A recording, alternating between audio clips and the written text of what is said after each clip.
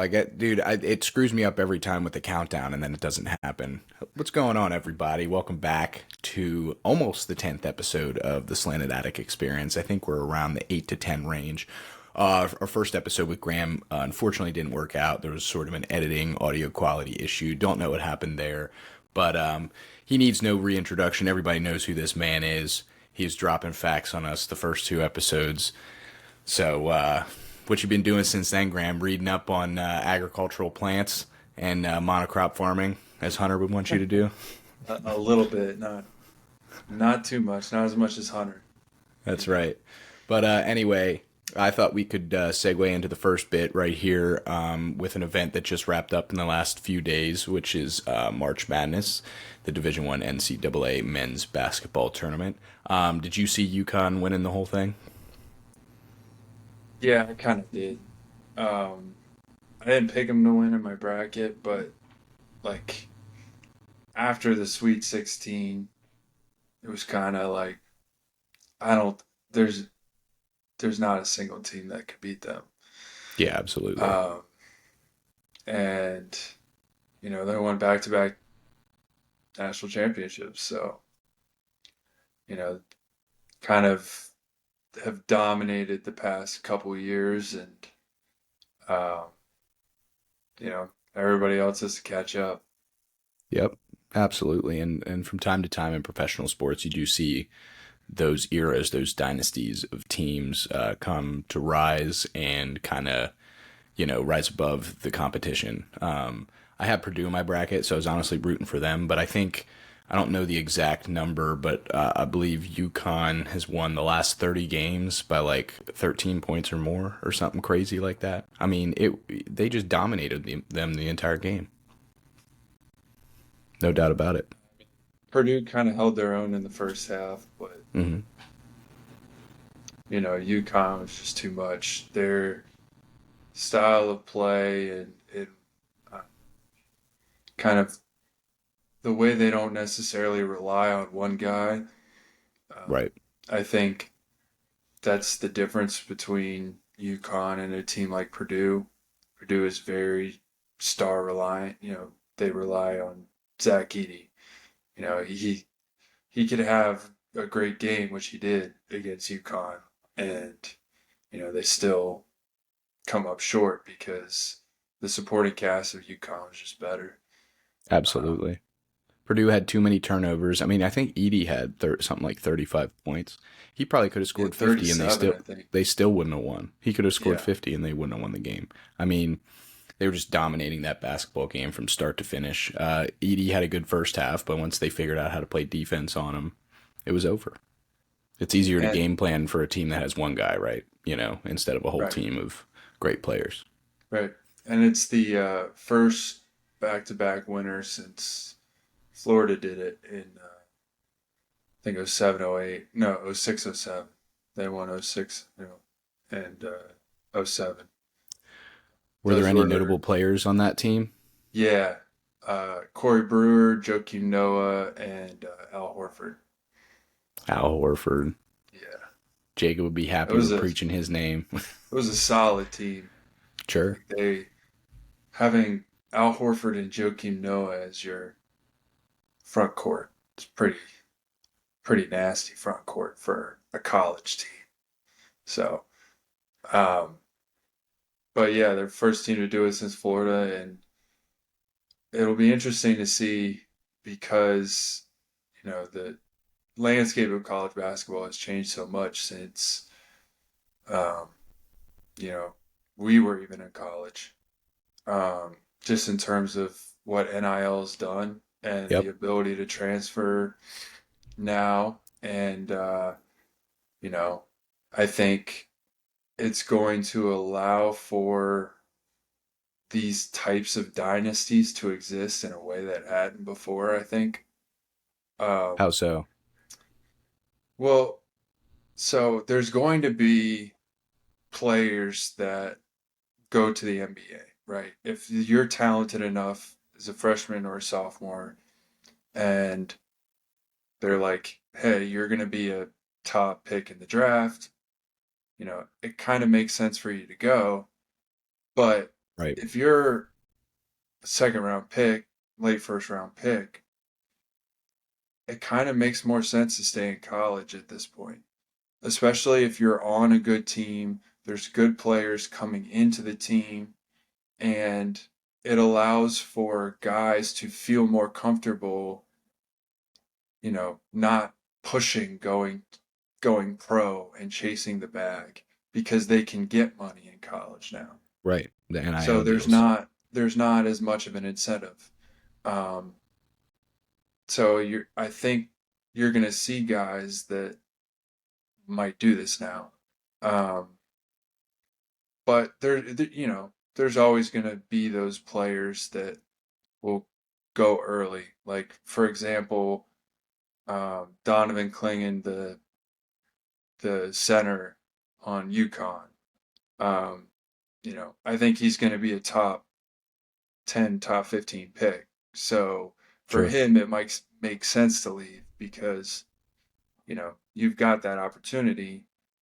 But then again, he could chase a third championship at UConn.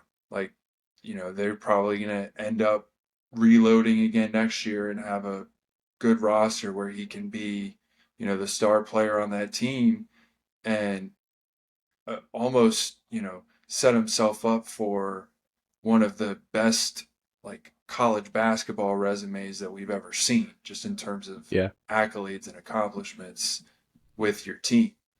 Um, so, and that's what used to occur. Like, for example, Christian Leitner back in the day, he went to 4 Final Fours in his 4 years in college. So every year he was in college, he played in the Final Four. That's a crazy stat. Like, and most guys dream of getting to the Final Four. To do that every single year is very impressive. And Yeah. it's something that, you know, we're probably never going to see again unless, you know, something happens where you get these types of dynasty teams, which I think is could happen. Sure. Because also the thing too is a lot of these guys, they all know each other from playing against each other, AAU, high school basketball, Mm-hmm. whatever it is. And so, you know, they all have conversations with one another. And then it's like, hey, we can all go to this place, say they went to a school, all of them didn't really like it. And then they're saying, hey, what about this school? This coach is there. He's trying to recruit us. They've got a couple good players that we know that are there, and you kind of build in a team and camaraderie. And it might not click at the beginning of the season because this is your first year playing together, but then by the Sure. end of the year, you're at a Final Four level. Um, and I think this is going to become the new standard, the new model for college basketball. I don't think you're going to see teams chasing after freshmen, like the high top recruit freshmen, as much, right? Like they're going to chase after those players, sure, but the Right. transfers that you're able to get are just as important, if not more important, Yeah. because Absolutely. I they can agree. provide for you now. Right. Right. Yeah. You don't have to waste a year or two trying to develop a player when you can have a player ready guy come into that role immediately, fill it, excel. If he fits in your system well, right? I Right, mean, there's always the case of right. that, right? With coaches and coaching different systems and different level of hardness on players and how they react and interact to players, that relationship building.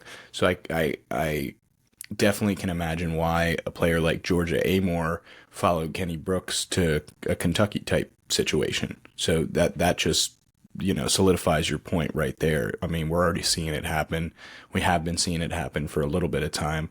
But one question I kind of wanted to ask you, if you do know, what is what's the average NIL contract look like compared to a mid-round pick in the NBA, right? Because would it be a monetary incentive for these second and third round players staying in college when they have a McDonald's ad that's running 12 times while they're in the basketball season? If they play another season, they might get paid out X amount of dollars. You know what I mean? How high are, you know, NBA rookie contracts right now? I guess that's something I can look up. Yeah. But Well, if you could speak to that a little I'd bit, say I you think probably know rookie more than I contracts do. are by far higher. Um, I don't think you can make a ton of money off of NIL, like millions of dollars, unless you are like one of the stars of the sport in college. Yeah, Um, I think that's the case for every sport except for maybe football where there's more. But even football still, you know, the highest deals are a couple $1 million, you know. So it's not a ridiculous amount of money. But if you're getting paid $100,000 a year, that's more than the average American makes in a full year. So you're still living pretty comfortably. okay, so And here, it yeah, allows you to get a full education. And after that, you might not be good enough to make it to the pros, but now you've got that education and you've also got a supplemented income. So you're right. not starting off broke, right? You've got some money in the bank. Um, and you can still go play overseas. You can still go, even if you don't make it to the NBA. There's Right. other options for in terms of where to play basketball. We're looking at this website, hoopdojo.com, and this is the NBA minimum annual salary scale for our listeners that are listening to audio only. Those of you who do have video, feel free to turn on your phones, tune in. We're looking at a web page right now. So basically, a rookie with 0 year experience or a player coming from the G League or Euro League or somewhere else can sign for at minimum $1 million, basically 1,017,781, and that's players with zero prior experience, and that only includes NBA full time players. So I'm not sure what constitutes a full time player, but they probably have to play a minimum amount of games or something like that. But as you can see, once you get up to that 10 plus years, I mean, your minimum salary is close to 3 million, which is a pretty good chunk of change for being a 10-year vet. But that's if you make it to 10 years. Right, That's exactly. not, if you make it to 10 years in the league, you deserve that 3 million a year Yes. because, And likely you're probably making more than that. If you're a 10-year player, you're probably getting paid a much higher salary because you're, you know, probably very good. well, they're not necessarily. There's a lot of 10 plus year guys that are kind of old, savvy veterans, bench players, more just there for the veteran leadership than anything else. So those are kind of like to fill up the end of the roster. A lot of those guys are signed instead of, you know, maybe a undrafted rookie who, he might cost 2 million bucks cheaper, but at the end of the day, you'd rather have the veteran leadership in that spot than just some other guy that's Yeah, young and kind of unproven. and read this. This too, it says to prevent teams from only signing young, cheap players, the league actually reimburses teams for signing NBA veterans that constitutes 3 or more years experience to short-term minimum contracts, 1 year, 10-day, or rest of season. Teams are also reimbursed for any amount over the 2 year minimum salary. For example, if a 10-year veteran signs a 1 year minimum deal, then his total contract is $2,905,851. The team will only have to pay him $1.8 million, and the league will pay the remaining $1.69 million or 1.069. I'm sorry. So that's kind of an interesting incentive for teams to take, those older veteran players along for kind of what you shared too for that experience, that locker room camaraderie, the understanding of the game of basketball. I think are also benefits of those types of guys. What if we can go back to college basketball? I think, you know, the the impact of NIL will change the fact that, a lot of these players that would have gone pro after 1 year, 5, 10 years ago, are now going to stay in college for 4 years. And so hopefully this will kind of bring back college basketball a little bit, at least the men's side. I mean, we can talk about the women's side a little bit too, just in terms of, um, the, I think what you pulled up, I think that was last year's uh, NIL value Yeah, so I mean, for regardless, players. this will kind of give a decent insight into, you know, NBA salary, rookie minimum compared to what these guys are making. I'm sure these numbers are probably a little bit higher than what they are here, just as we have another year of that growth of NIL partnerships and athletes, becoming more recognized in their space. But I mean, for example, last year, the highest paid NIL value guy was less than the rookie minimum contract. Right, right. But also, a lot of these guys, they are stars on campus. Like Yes. a lot of these players, you know, everyone knows them on campus. Everyone knows who they are. Like all of the fans of the school know who they are. When they go to the NBA, they become a nobody again. Right. So it's kind of like, a lot of them, a lot of the best college players, this goes for basketball, football, really any sport, a lot of the best players in college aren't always the best players professionally. Oh yeah. And so, and that goes for a lot of the best college basketball players ever. Um, they have good careers in the NBA or decent careers, but in terms of the greats, what they did in college, it doesn't live up to what they do professionally. Yeah, they could be totally a star in that respective field, but have no success at the professional level. Yeah. I mean, it's happened before. It will continue to happen. So this is, net good for these players to be able to make what they can while they can, right? Sustain some sort of money stream. So I do agree with what's going on in the NIL space. Yeah.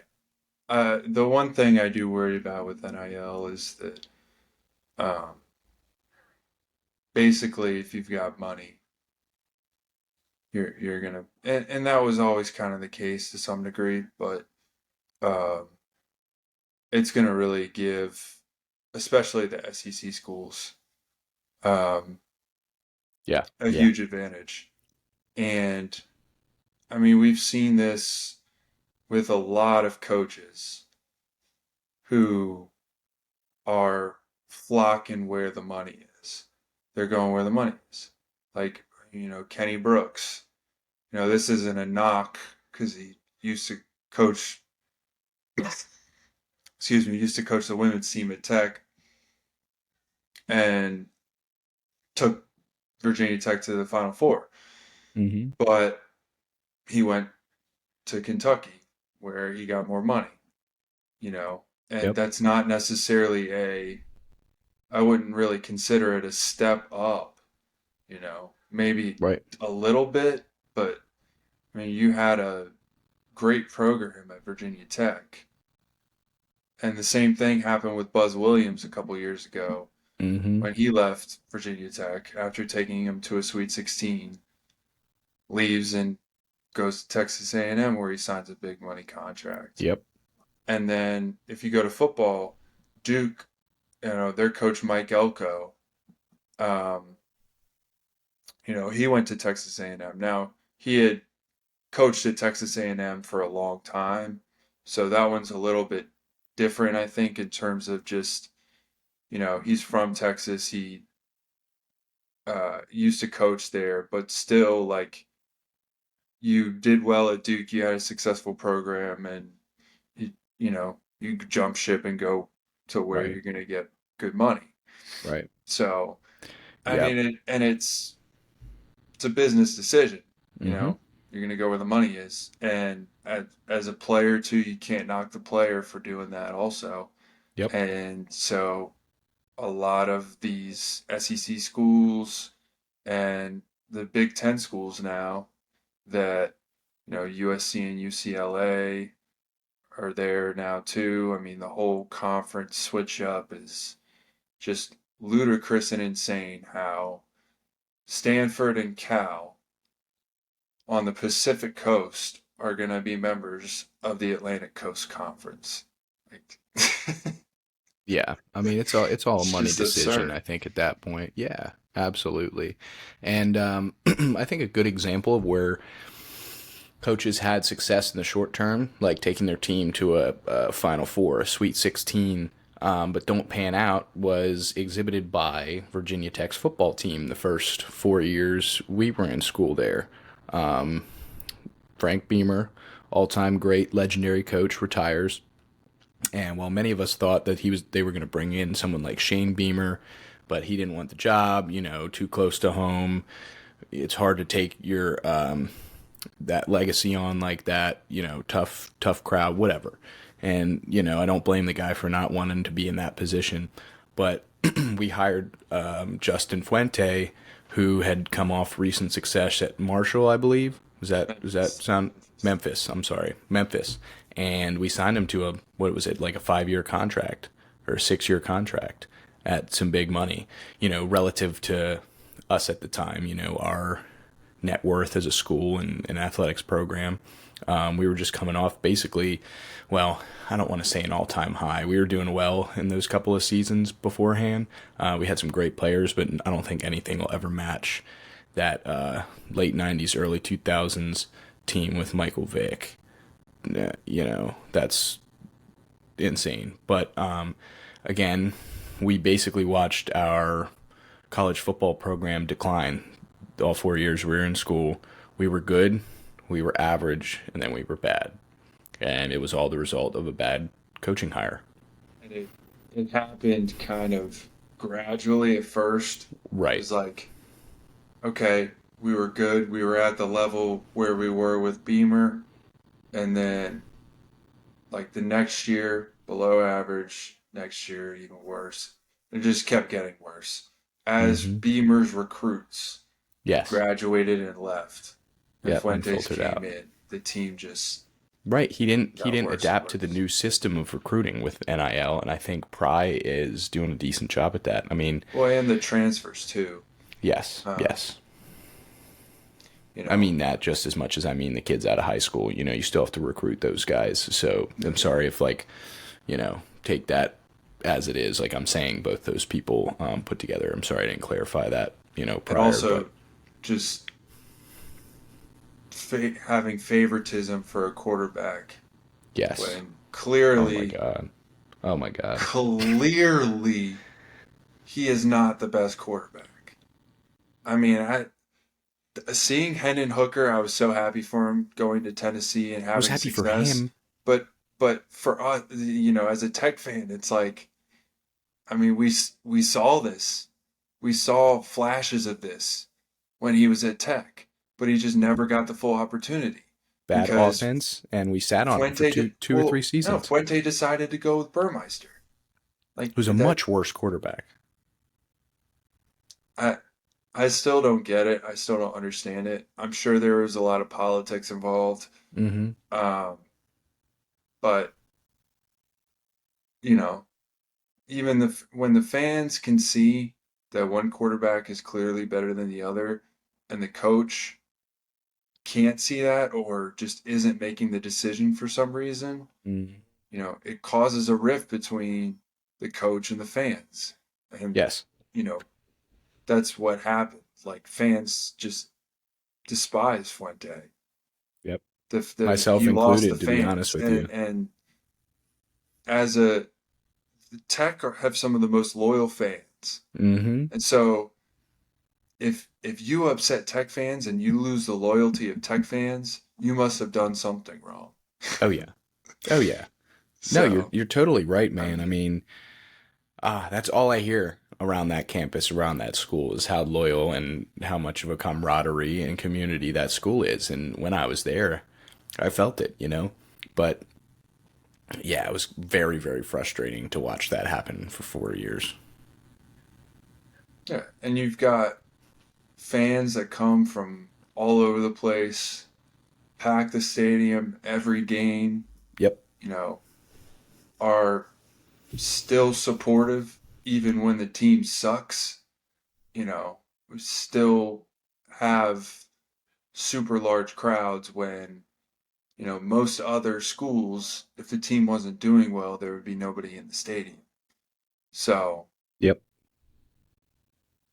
and Yep. you got to make your fans happy. You got to keep them happy. And we'll see with Brett Pry.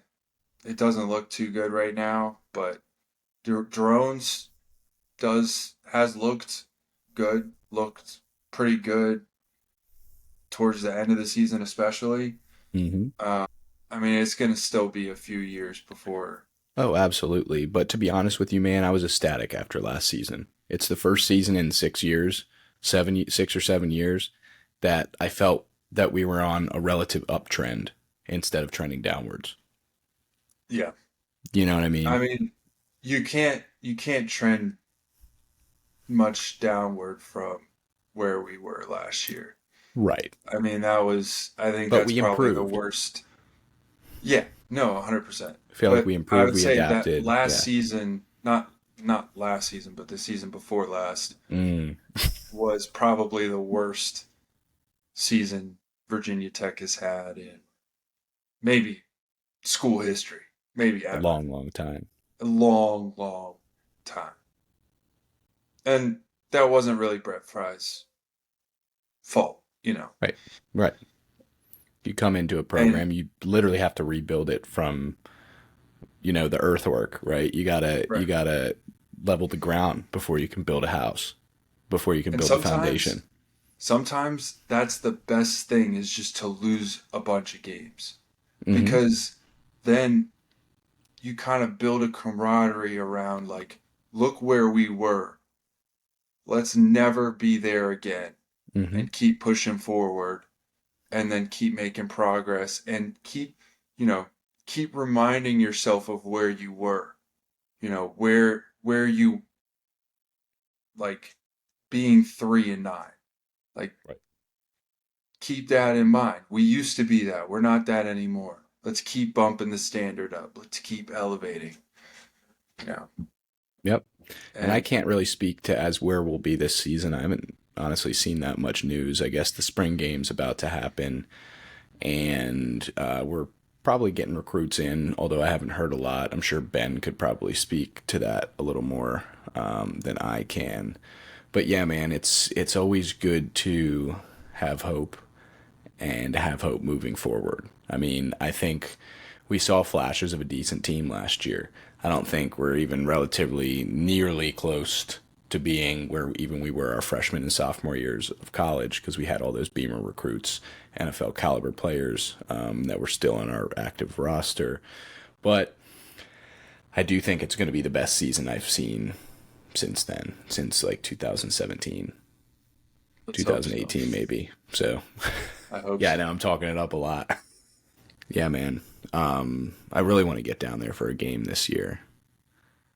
I Yeah, we'll miss it. definitely I didn't go we'll last year, definitely get so down there for a it's game. it's time to visit Lane Stadium, baby. Start jumping. That's right. That's right. But yeah, let's segue a little bit into the history realm if you're cool with that, because I kind of wanted to hear you explain some stuff that we were talking about off air regarding a book that I'm currently listening to on audiobook. It's called Chaos. This, what is it? The Secret History of Charles Manson, the CIA. No, it's called Chaos, Charles Manson, the CIA, and the Secret History of the 60s by Tom O'Neill. Um, Very good book. I don't like audiobooks quite as much because I can't hyper focus intently on that one thing, right? I got to hear it, process it. I'm a much better visual learner. I get a lot more out of things that I read, so I prefer to do that. But let's be honest, with the usability and ease of audiobooks nowadays, had to give it a shot. Never been a big fan, but it's been great so far. The first two-thirds of the book are basically about Charles Manson and the murders and Vincent Bugliosi, the defense attorney for Charles Manson, and all of their connections and kind of how they're all connected. What happened, what really happened, who's this, who's that. And it was kind of setting a broad story for the fact that this dude just came in and was like, yeah, the government was testing LSD on, hundreds of people, and they were part of this test, and it was fucking everything up. You know how many crazy things happened during that time span of, what he's talking about from like the 60s to the 80s. And it's just super interesting hearing a perspective after, he did research for 25 years on something like this and then wrote a book. So it's rather concise for being that large of a, what's the word looking for, like a pool of information, but it's very concise to the point. I think he gets his point across like incredibly well, and I've learned a ton of things about the U.S. government, Charles Manson, cult societies, the way our government agencies act, in light and result of these situations, and really how much they thought they could get away with before the internet and the rise of mass media, to be honest. No, yeah, that sounds very interesting. I haven't read it. I'm actually listening You to would love this it. audiobook. What? Oh, I I said yeah, you would love it. yeah, I know I would. I'm actually reading this book right now. It's called or listening to it on Audible, but it's called The Devil's Chessboard. Okay. It was about Alan Dulles, the guy I told you about. Oh, I was just listening about Alan Dulles today in this book. He was involved in a lot of the decisions behind the JFK cover up and the Yep, CIA's yep. So involvement in that. he Go ahead. Sorry. was no good. He was on the Warren Commission, which was the committee that was responsible for looking into the JFK assassination. Yeah, they talk about all that, And man. yeah, was it's so funny because JFK fired him, and then it's Yeah. like, oh yeah, we're gonna put you on the committee to look into his assassination. Like he doesn't have any qualms with the person that just got murdered, so there's Right. no way he would sway any decisions. Yeah. Yeah. It's like, how stupid do you think we are, dude? What was the name of Well, that and book again? you know who put together the Warren Commission? B. Johnson. You know, I think there are many different theories around the assassination with JFK. I think the most logical is that there were many different parties at play, and they Yes. all kind of implicated themselves so much so that the water is so muddy. Mm-hmm. There's no clear view of who was actually responsible. Right. Right. You know, Yep. so I think LBJ for sure had something to do with it. Yep. I Yeah. think Alan In Dole's the CIA did. The mafia, the mob, potentially, I think could have been responsible. And then, I think the FBI to some degree, if, you know, all three other parties came to the FBI and was like, "You need to keep this on the DL," Hmm. you know. So I think Oh yeah. it's potential that people within all four, you know, within the White House, within the mafia, within other government agencies, they all could have, been plotting to some degree together. Right. And if they weren't plotting, they most likely indirectly knew about the situation if they were in a position of power at that time. Um, Right. what they And then did we're just say, told to keep right, silent. exactly. What they did say in this book today is shortly after JFK's assassination, Lyndon B. Johnson, he said he found a White House memo that was only delivered to a handful of people, and he never believed it was Lee Harvey Oswald from the start. And then he later retracted that statement, you know, to confirm the lone shooter theory, as one may call it, which I thought was pretty interesting. And something else I kind of wanted to bring up, which was Vince Bugliosi, the defense attorney in the Manson case. He was also connected to, I'm blanking on the guy's name, but he was a extremely well-known psychiatrist that studied the effects of LSD and hypnotizing and what is it? He actually killed an elephant. Yeah, so this is what happened. He injected him with 100 and where is it? 192,000 milligrams, 297 milligrams of LSD, and the elephant basically had um uh basically he was in distress. He started freaking out and began seizing, shit himself, and then died. So this is the same guy that is producing these kinds of um not treatments, but he would consider them treatments, but trials on elephants because they have decision making skills, they have some sort of creativity. I don't know if that's like left brain or right brain, but they have specific activity in that area of the brain, which indicates they have specific thoughts, they make decisions, they problem solve and stuff like that. So he thought it would be most similar to performing these types of experiments on human brains. So he basically kills this elephant, gets ridiculed by his peers for a number of years, and then somehow gets connected to doing these controlled LSD trials on humans instead of elephants. And the scariest and craziest thing I probably heard in that audiobook today, and they said it a few times, was that per the request of, oh, I can't remember the name of it. It was like Operation something.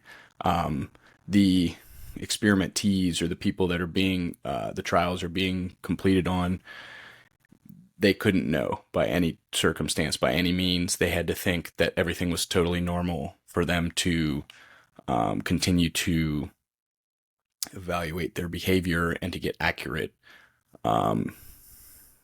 information for their trials. So what they were doing is they were basically giving huge amounts of acid to unwilling people, and crazy shit was happening, which is wild. I mean, you have to listen and read to the book. There's a lot more to it than my brief overall explanation, of what's going on. But there were a couple of murders associated with it. Obviously, the Charles Manson murders and him convincing other people that seemed totally normal and divisive to commit these acts that are so ridiculous that they're not even sensitive to it, which So is is why. there, does it say anything about uh, Manson having affiliation with the CIA or specifically with any agents within the CIA?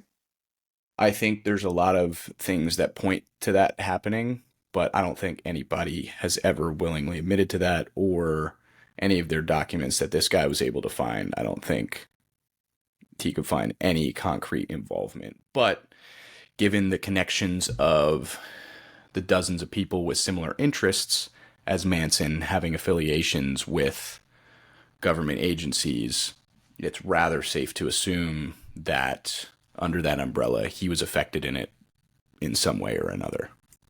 Yeah, that would make sense. I think it's likely that he probably had a indirect contact or communication I don't know, to man. some degree. I mean, But that could be totally false. I mean, the amount of times that he got out of prison while he was on parole, he was multiple counts of felonies, scot free every time in LA by the LAPO or LASPO, the sheriff's office, LASO. I'm sorry, but yeah, multiple times he got off scot free.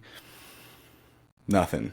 See you, man. You can pick up your wallet and your keys from the security officer at the front desk on the way out. Nothing. Slap on the wrist, and he would that was before the murders, right? correct, Yeah. correct. But I mean, there's a lot of indication that a government agency had been watching them or spying on them or surveilling them for a long period of time. It's, So, it's kind of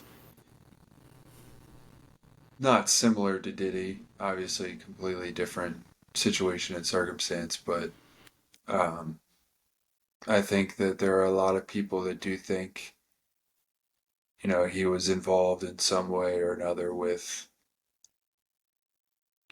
some three-letter agency. Um, and I think that when you have that much power and influence and are, have cameras in your house where you're videotaping all the actions of everything that's going on, like a Jeffrey Epstein, mm, it gives you, even if you are doing nefarious things, it allows you to get away with it because you're implicating other people who have power and positions. And mm-hmm. so the only way to basically get rid of him is you have to charge him like way later than Jeffrey Epstein should have been charged way earlier than he was, but he was protected by a lot of people. Diddy Yes, probably should have been charged way earlier than he actually was, but he was being protected by people, and now, he's getting thrown, you know, under the bus, and I think it's probably, certain people are like, we need to get rid of this guy before some mm-hmm. shit goes down. Right. We need to, because he has too much dirt, he has evidence on us. We need to get rid of this stuff. Yep, yep. And it's better them than us, right? And Yeah. that's not necessarily the right thing to do or the ethical or morally sound thing to do. But I think for people at this level of stature and this level of success and money and power, and they are drawn to this group and being idolized and being above the rest of the general population, the middle class, even the upper class, and they would do anything to keep that position, Well, to never give it up, also, to stay in their spot. a lot of people would do anything to get Yes. to that position where they are. Mm-hmm. And, you know, say what you want about what happens in the room behind a closed door, but there's a lot of people in Hollywood, I think, that wouldn't like to see, those cameras, Yeah. 100%. the footage come out. Oh yeah. And some people sucking dick for a role. Yeah. I mean, That's what happens. If you don't think that happens, then you're not living in reality, because that definitely happens, and it's not just Harvey Weinstein. Yeah. Oh, yeah. I mean, there's been counts. I think he's the most prevalent name, the name that's brought up most of the time to what's the word? Exhume maybe that role Yeah. of that figure that is a pedophile and he likes doing whatever with these young women. I don't want to get too much into that, but 100% there's a lot more of that going on than I think we realize. I think than anybody realizes, and there are stories coming out now from actors, actresses that were children's stars at the time, from their directors, um, their producers, their editors, people that maintain this high position of power in a child's point of view, right? So, I mean, all that shit is just so fucked up, beyond Like belief. all That's you heard so about terrible. the Dan Snyder and all that. I don't know if I have. Why don't you just tell the fans what you think about that and I'll listen, right? Okay, well, do you know who Dan Snyder is? I believe so, right? So he was the executive producer of like iCarly, Drake and Oh, Josh, yes, yes, yes. Victorious. Um, so there's been a lot that's come out about how he basically some of the scenes that like the teenage girls were doing in the shows. Like you couldn't notice it when I was younger. I wasn't like really Right. paying attention, but now you're looking back at it and you're like, they were allowed to film that? It's like 16-year-old girls like sexualizing themselves. Um, Yep. and stuff has come out about things that happened behind the scenes and how he was inappropriate, um, and made everyone feel uncomfortable. I don't know if you know about Drake Bell, like all the stuff that's happened with him, but like when he was younger, he was abused when he was, a child star, like a lot of other child stars in the past. Another example is Corey Feldman. Um, I don't know That if you is. know who that is. He was one of the movies he's famous for is being in Stand By Me. It's a really, really good movie. If you haven't watched it, I really encourage you to watch it. Highly It'll recommend it. definitely make you cry. Um, but I would say like this is something that's been going on for a long time, and it seems to still be going on, and there's nothing Yeah. that's really being done about it because they are. I don't necessarily think that like what we think of Hollywood as Hollywood is not what it is in Right.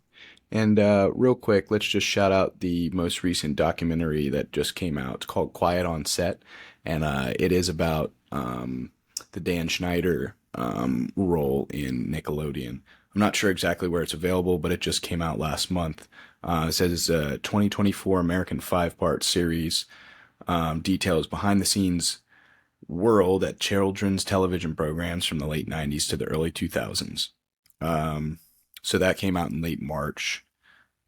So yeah, go check that out if you get the chance. I'll probably Dan. watch He it. also did the Amanda Show too, which was really popular with Amanda Bynes. I don't know if I know that one. Um, she was another like really big child star that kind of, It's on but Max, Roku, and Apple TV, which I don't have any of. So if any of our listeners out there, I obviously have to stay up to date and be involved with all the things we're talking about on the podcast. So if somebody could toss me a subscription to Max, it'd be much appreciated. But man, dude, all that stuff just like churns my stomach. The fact that people have been getting away with this crazy shit for years and years and years. And I know we do shit on the internet a lot for a lot of the bad things that have come out of it in the past 10 to 15 years. But honestly, I can say one of the most beneficial things to having is all that access to information and the ability for independent journalists and documentary filmmakers to make pieces on things, such as this that do really matter and it brings that realism to the American household. And your everyday person is going to realize this thing.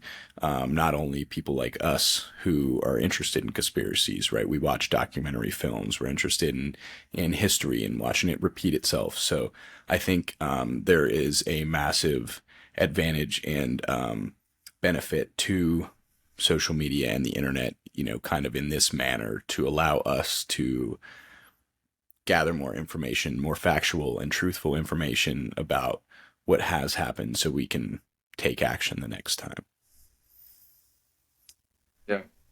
I think the one thing that's important is that a lot of the information online is uncensored, and Yes. it's important that it stays that way. Unfortunately, censorship has kind of gotten in the way of some things, and Yep. to a degree, I think um, regulation on any platform is important to some degree, but uh, the ability to censor someone and silence their point of view and their thoughts leads to a dangerous precedent. Yes.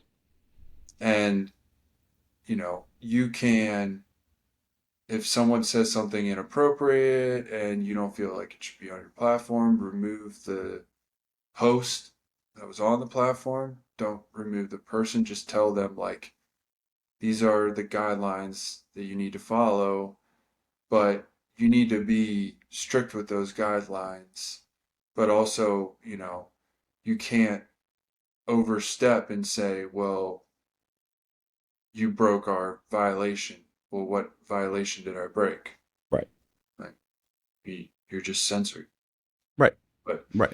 you know, I think when you have, because we don't, I think we can all agree we don't want government controlled, government run platforms, right? We want our platforms to be privatized, Yes. to be capitalistic in a sense, so that the best ones can make the most money. The ones that provide the best product to the consumer, to Hmm. the user, should make the most money. Um, but unfortunately, it's which platforms can kowtow to the people with the money Yes. that can make the most money. Yes. And that's, And yeah, unfortunately it's been that way for a long time. Just as yeah, lobbying is a thing in Washington D.C. and elsewhere, the people with a lot of money, the companies with a lot of money, the capitalistic companies with a lot of money, they're sliding money into those pockets that are accepting the money and changing tad, like really tiny things, that may impact legislation for X drug in 5 years. You know what I mean? A lot of these large companies are thinking way in advance. And I think that's definitely the case that's going on with social media today. And, it just solidifies and verifies the exact point of what you were saying. I totally believe that that's happening because not only because it's fairly evident, but also the US government's been doing it for 100 years, right? Well, I wouldn't say that long, but a substantial amount of time. things. I mean, you could say close Yeah. to 100 years. Uh, I guess really it kind of became what it is now in World War II, because that was really when I think people within the United States government realized the power of propaganda and the power of controlling the information and controlling the modes of information Right. and the media, um, especially during a wartime, because there's obviously certain information that you don't want to be disclosed to the public if it's going to endanger your troops in any way or endanger the cause to the war in any way. So it's all going to be driven towards pro US propaganda, in this case, Mm-hmm. trying to promote, you being a part of the fight in whatever way you could, whether it's going to war, whether it's working in the factories to make all the weapons for war. And, you know, they kind of created a machine. And, Yep. I think World War II, we look so much like when we were growing up in history class, we were taught all about the events of World War II in terms of the battles. But to me, the most important events of World War II and the most important things that went on in World War II weren't necessarily about the battles themselves. I think there's a lot of underlying politics and games that were being played behind the scenes, especially towards the end of the war, uh, Hmm. when it was clear that Germany was going to lose, and this is kind of the start of the United States Soviet Union Cold War, um, and it's very interesting. And the Devil's Chessboard, the book by about Alan Dulles, kind of talks about this a lot, in terms of Alan Dulles's involvement in all of this. Uh, so he was in the OSS, which is it was the precursor to the CIA. So the Office of Strategic Services. So they were the intelligence agency in World War II. And Alan Dulles was stationed in Bern, Switzerland during the war. And so the book and what I'm kind of reading about right now, it's talking a lot about his involvement and relationship with Nazis. And especially towards the end of World War II, realizing that they were going to lose, a lot of the Nazis were looking for a way out Sure. because they knew, we're going to get charged with war crimes, we're going to be killed, we need a way out of this. And so a lot of them went to Dulles because Alan Dulles knew that, to him at least, it was important to keep anti communism sentiment within Germany and within Europe at the time because communism was this machine that was coming in. And so his goal was to curb communism in Europe. And so the way he did that was he used these former Nazis and was able to help them avoid the Nuremberg trials and escape. Some of them did stay in Germany. Some of them flee to Latin America. Argentina specifically was one of the big countries that a lot of them escaped to, with the help of the CIA. And and a lot of these Nazis that stayed in Germany and in Europe then created uh, uh, anti-communism militaries, and armies to defend against communism. These right-wing militaries that were kind of, you know, small fascist, you know, Hmm. militaries. And there was one guy, I forget his name, um, but Dulles, he was an Italian general, and Dulles helped him to um, escape and basically funded his military apparatus and allowed him to create this, you know, military. This and so we reading this book, it's very interesting, very fascinating in terms of during World War II, there was already a war against communism going on, and the Americans didn't even realize it, but we were allowing these war criminals not only into the United States, but we were allowing to escape freely and also to stay within Europe in order to fight the communism that was going to be coming in. Um, and it kind of talks about, his strategy in terms of how he went about things. And it was, uh, I'm still pretty early on in the book. It's a very long book. Hmm. Um, but yeah, I mean, that's just the start when it comes to the OSS Right. and the precursor to the CIA. Um, but all of that has a major impact in terms of where we are today. Yeah, Um, absolutely.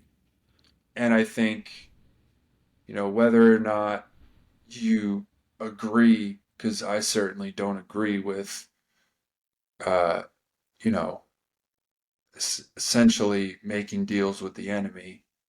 Um, Yeah, I'm with you. and, you Yeah. know, and his goal, because to him, communism was more of a threat than Nazi, than Right. Nazism was. So, you know, they had already defeated the Nazi regime, the fascist, the biggest fascist regime. So now they needed to beat and defeat the biggest communist regime. Um, Another thing too, with in relation to the OSS. So during the war, there was a OSS officer stationed in China. I'm blanking on his Okay. name right now, but This is this during World was War II. yes. So this is not from the Devil's Chessboard, but this is another thing that I've looked into, um, and I think you're gonna like this because this is in terms of conspiracy, like, Ooh. um, Ready. okay, so in China, um, during the time of World War II, there were two factions, right? There's the Nationalist Party and the Communist Party. Nationalist Party was run by Chiang Kai-shek, and then the Communist Party, obviously, run by Mao Zedong. Hey, real quick, was it Major John General or General John Singlaub? Is that the name by chance? I don't think It's it so. said he was a participant in Operation Jedburgh and parachuted into occupied France to organize, train, and lead a French resistance unit. He was then sent to China, where he trained a guerrilla unit to operate in Japanese No, occupied he Indochina. wasn't. He was Okay, an intelligence agent. He wasn't okay. a Sorry military for officer. interrupting. No, no, you're good. Um, I forget his name, but uh, kind of the two main guys in the OSS and then in the CIA are Wild Bill Donovan and then Alan Dulles. So Wild Bill Donovan was the head of the OSS. Um, and their station chief in China was talking about how, because there was a civil war going on in China, they needed funding. And so Mao's communist China was getting funding from, I think, Russia and other communist outlets. But the OSS specifically honed in on the way that China, the Nationalist Party, was funding their war. You want to guess how they were funding their war? Through more war? No. They were funding it through the sale of heroin. So this gave the CIA a light bulb. They thought, okay, well, we need to buy weapons and supply weapons, and we want to be able to do that anywhere we want in the world. What's what's the best way to do that? To create your own money supply. So the CIA's strategy basically became we go somewhere and we'll make a deal with the people that are, you know, selling the goods and the drugs. Basically, we'll supply the drugs, we'll bring them in. You won't have any problems bringing the stuff in. We'll take our piece so that we all get a piece, right? And they are able to then use that money to purchase weapons or anything that they want to then supply to whoever they want to supply it to. So it created this whole underground black market of arms deals and arms sales because none of the money could be traded. And then, And when you get into involvement, like especially with Iran Contra mhm. and the whole scan, do you know fully all about that in terms Well, of? okay, maybe you can lay it out again because we did talk about that in the first podcast episode, and that one didn't get released. So we missed all the Promise software and Inslaw and that entirely incredible conversation. So we'll have to run through Yeah, that at a later date. But yeah, if you want to give a brief excerpt about Iran Contra, that'd be great just to give some context. yeah. So basically, in short, the United States was allowing the smuggling of drugs through Nicaragua.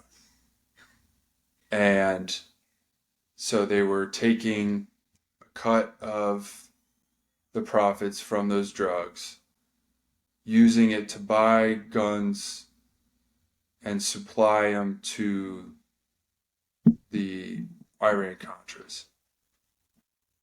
That's essentially what it was. Um, and this was, and when you read more, and I've looked into this a lot, this is like a pattern. And it all kind of starts from when the OSS was in China and they came to this realization of what's the best way to fund things. And it's through organized crime where the money can't be traced. Because then there's no account for, who you're giving these things to. And so you can't be held accountable for any Right, of it. right, right. And I think, not in translation, but as a result of this, could that be the mafia's involvement in the JFK assassination, thousands of murders in New York City, Jimmy Hoffa, U.S. politics? I mean, there's countless explanations, and I think that gave us a great background and context as to how some of these ideas may have started. If you're good, I've got one more thing, and then we can kind of wrap it up. I just kind of wanted to read this excerpt from Dwight Eisenhower's farewell address in 1961. Yep. I've I'm sure you're already familiar with this, but I saw a post about it today, and I didn't really dive into it in great detail. military industrial complex. Exactly. But I thought this was something incredibly interesting. And, if our wonderful audience has made it this far, this will leave you something to think about, until you get a chance to listen to our next podcast, of course. So I'm going to share my screen here, and I'm just going to summarize the excerpt up here, and then I'm going to read his important part of the speech. I guess I can read the whole page. It's not that long. So it says, on January 17, 1961, in this farewell address, President Dwight Eisenhower warned against the establishment of, quote unquote, military industrial complex. In a speech of less than 10 minutes on January 17, 1961, President Dwight Eisenhower delivered his political farewell to the American people on national television from the Oval Office of the White House. Those who expected the military leader and hero of World War II to depart his presidency with a nostalgic, old soldier speech like General Douglas MacArthur's were surprised at his strong warnings about the dangers of the military industrial complex. As president of the U.S. for 2 terms, Eisenhower had slowed the push for increased defense spending, despite pressure to build more military equipment during the Cold War arms race. Nonetheless, the American military services and the defense industry had expanded a great deal in the 1950s. Eisenhower thought this growth was needed to counter the Soviet Union, but it confounded him. Though he did not say so explicitly, his standing as a military leader helped give him the credibility to stand up to the pressures of this new, powerful interest group. He eventually described it as a necessary evil. All right, so this is an excerpt from his speech. But now we can no longer risk emergency improvisation of national defense. We have been compelled to create a permanent armaments industry of vast proportions.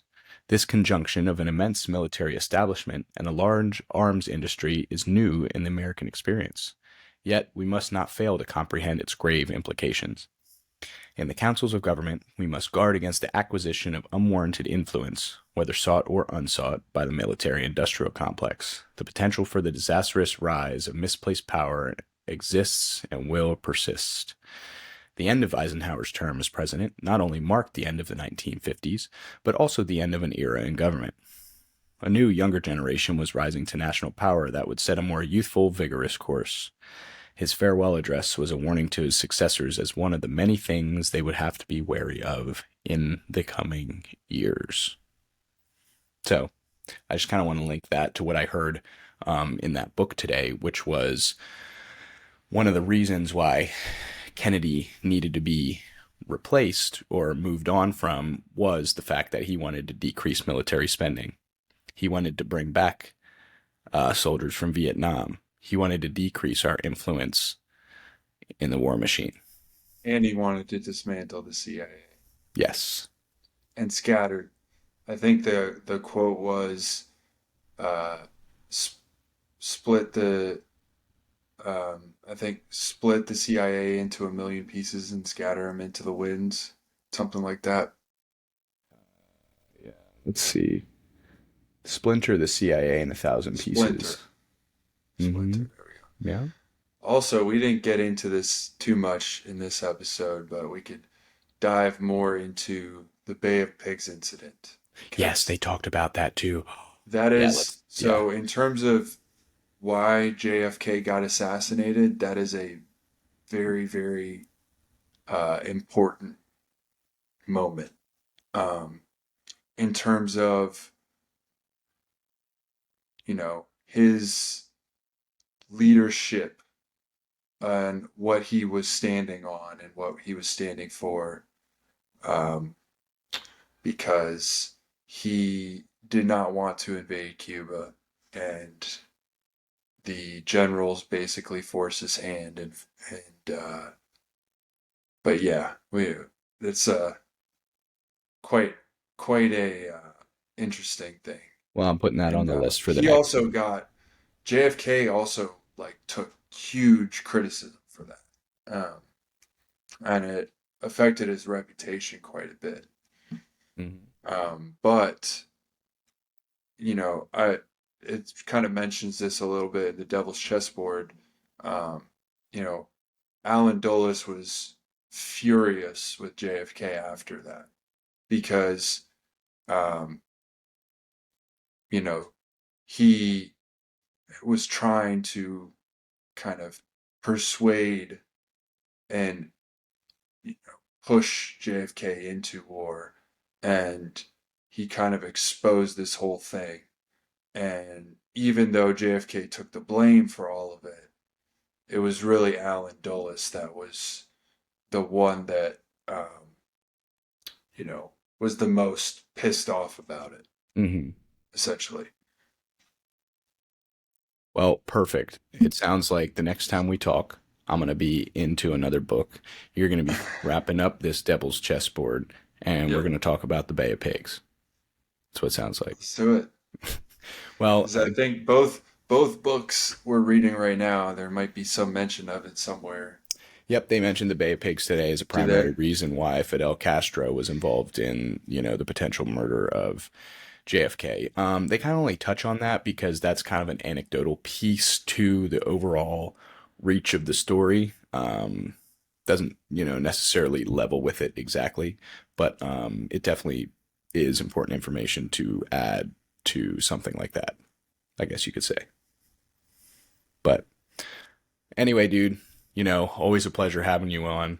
Seamless conversation. It feels like we talked for 20 minutes, but it's been almost an hour and 20 minutes.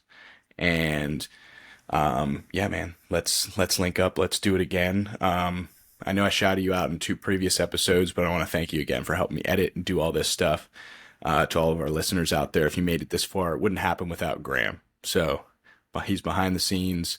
He's doing it all, and he's living the life. So, not much else to ask for, I would guess. Shout out to all the listeners out there. I gotta go rock a piss, so All I'll right, see all you right. guys. Well, it's a pleasure as always, man.